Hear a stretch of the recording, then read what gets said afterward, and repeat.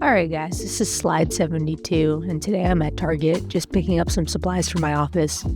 You've definitely been in one just like this, and I know you've had the classic Target experience. You know, you come in for one item, and then you walk out with 20 other things you really didn't know you needed.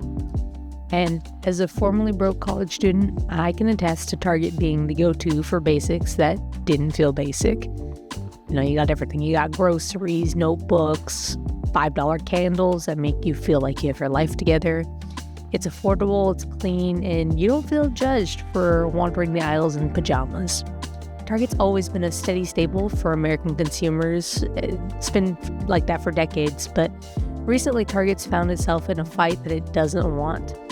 They've become another battleground in the raging culture war, and the way they handle it, well, that's where this story gets interesting.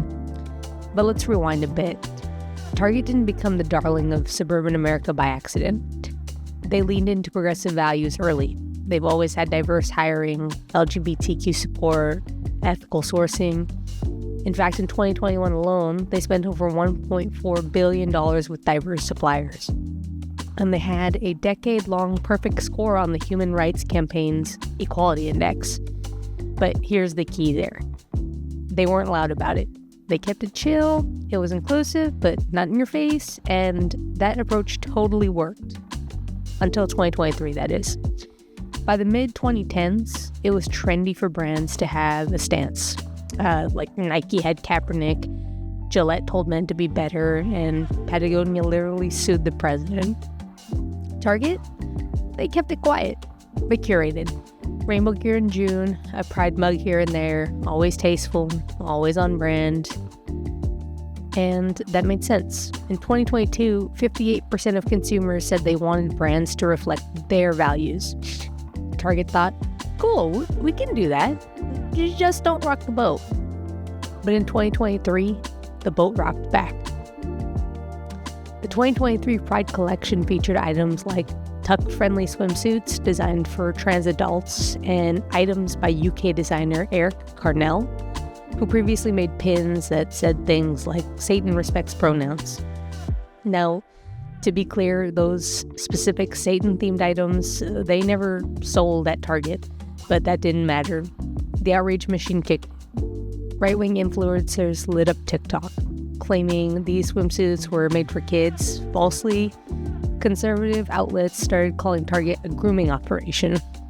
The designer's old posts added fuel to the fire, especially ones mixing queer slogans with gothic imagery. Some media ran headlines like Target promotes Satanism to children. Customers started filming themselves trashing displays. Others just stopped showing up, and managers were getting harassed. Target employees were reporting threats. So what did Target do? They pulled some items off the floor. They moved the Pride sections to the back of the store in some regions. Officially, they said it was to protect employee safety. But that middle ground backfired hard. The right said that they were cowards for backing down. The left said that they were traitors for folding. LGBTQ groups like the Human Rights Campaign, who once gave Target a perfect 100 score, dropped them down to 85. And the stock, arguably the real story here, Target lost $15 billion in market capitalization in a single month. It was their worst one-month performance in years. Now, imagine being in that Target boardroom. You're on slide 72 of a 100-slide deck, and somewhere under risk management or brand trust probably said something like social reputation, strong. And then boom, overnight, they're being called groomers and sellouts. That's when you realize you tried to please everyone and ended up pleasing no one. Target CFO later called it external headwinds. Translation? We messed up, and Wall Street's pissed. Fast forward to January 2025. Target starts dismantling its REACH program.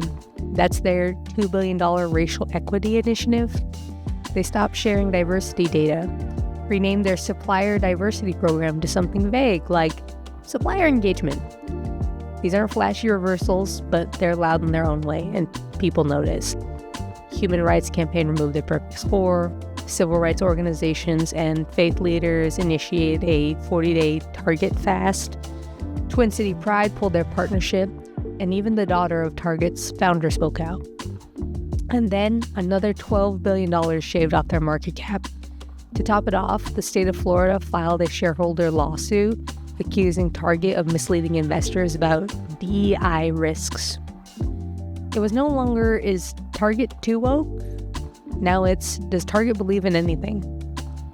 Okay, here's the takeaway. Target spent years earning trust by being quietly inclusive, but in this climate, quiet doesn't cut it, and backtracking, that doesn't look neutral, it looks weak. Once you take a stand, walking it back signals fear. Brands today have two choices, be bold or be quiet and consistent, but you cannot flip-flop. Target tried to split the difference and got split in return. If I were rewriting that internal presentation, slide 72 would say something like, in a polarized world, the middle is the most dangerous place to be. Target thought playing it safe would protect them, but in 2025, playing it safe is playing it risky. The aisle in the middle, it's not neutral anymore. It's the crossfire. Thank you so much for watching this video. If you got value from it, please hit the like button and subscribe for more case studies every month.